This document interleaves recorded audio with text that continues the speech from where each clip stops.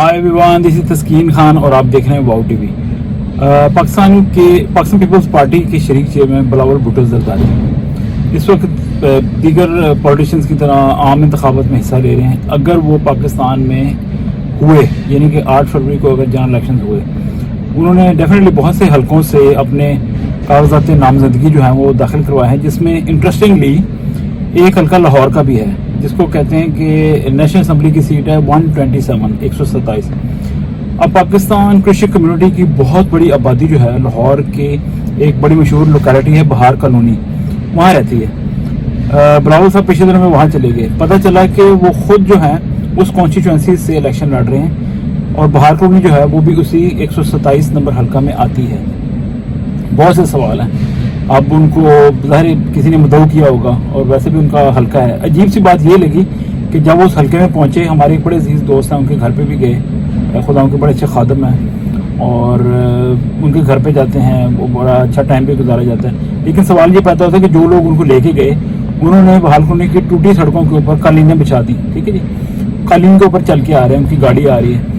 और क्या ये अच्छा ना होता कि उनको टूटी सड़कों पे चलने दिया जाता है, क्योंकि कल को अगर वो इस हल्के से जीतते हैं, वहाँ पे गंदा नाला भी है और बहुत सी ऐसी चीज़ें हैं। लोगों की गाड़ियाँ या मोटरसाइकिल्स या साइकिल्स या वैसे चलने वाले भी जो है वो तंग पड़ते होंगे कि वहाँ पत्थर हैं, वहाँ गलियाँ टूटी हुई हैं। तो उनको ज़रा नॉर्मल तरीके से उन्हीं टूटी गलियों के ऊपर चलने दिया जाता है। उनके ऊपर फूल बरसा रहे, ठीक है, आप इज्जत करते हैं, आप घर आने वाले मेहमानों की ये वो सारा, लेकिन ये सियासी लोग हैं, इनको हकीकत बतानी चाहिए, इनको रियलिटी खुद अपनी आंखों से नजर आनी चाहिए, जो कि शायद आती भी होगी, वो खुद नहीं शायद देखना चाहते हैं, लेकिन बहरहाल अपने तहीं पे ये करना चाहिए था।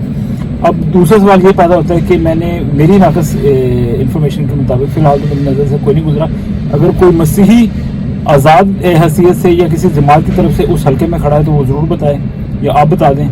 तो होना तो ये चाहिए था कि आईडीवी हमारी अपनी कोई पार्टियाँ होती हैं तो मसीही हल्के जो हैं, यानी कि जहाँ पे ऐसे हल्के जहाँ पे मसीहियों की अक्सरियत है या डिसाइसिव वोट्स हैं, वो वोट किसी भी खाते में चले जाएँ तो वो जीत सकता बंदा। तो वहाँ पे पता चला कि पाकिस्तान मुस्लिम लीग नून ने अता तारड़ को वहाँ पे खड़ा किया हुआ है और पीपल्स पार्टी की तरफ से बिलावल भुट्टो जरदारी। और अगर कोई मसीह खड़ा है तो बहुत अच्छी बात है, अगर नहीं खड़ा तो वो तशवीश और हैरत और अफसोस की बात है कि ये आज नहीं कई दहाइयों से वहाँ से गैर मसीह लोग जो हैं वो जीतते आ रहे हैं। तो आज नौजवानों को दौर कहते हैं पाकिस्तान को, क्योंकि पाकिस्तान की 60% आबादी कहते हैं कि तकरीबन 30-35 साल से कम लोगों की है।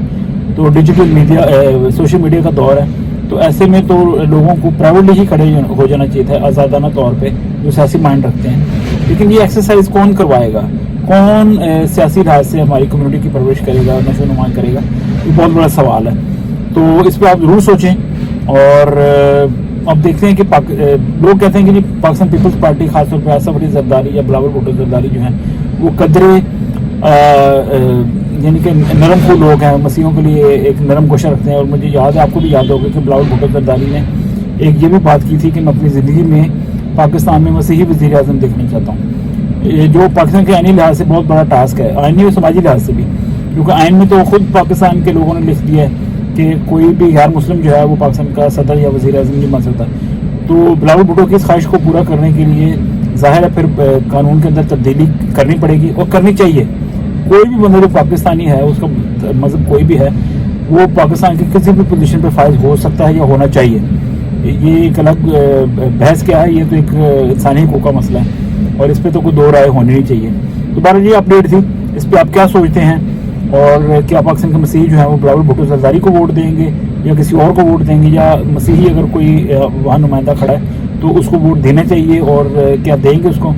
तो इस पर आप ज़रूर अपनी बात करें और कोई और ऐसी बात हो जो आपको लगता है कि की जानी चाहिए तो उस पर भी अपना नुक्ता नज़र ज़रूर बयान करें। Thanks for your time. और अगर अभी तक आपने वाओ टीवी को सब्सक्राइब नहीं किया तो कर लें, बड़ी मेहरबानी। इससे आपके साथ राब्ते जो हैं वो मजबूत होते हैं और जितने भी हमारे सब्सक्राइबर और ख़ासतौर पर जो नए दोस्त जुड़े हैं उनका बेहद शुक्रिया और most welcome. Thanks for your time. God bless you.